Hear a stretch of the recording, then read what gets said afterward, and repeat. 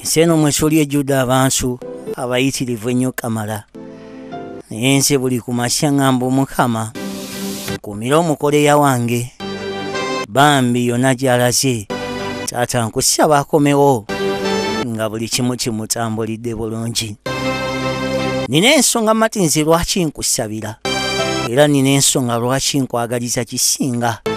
Manyi si kyangu kusanga musajja ng'ayagala mukazi we n'omutima gwe gwonna, kubanga gy'ayitira ab'obubina bangi ng'ogassieko n'abeesiiga ebinzaali nabo bayitirivu.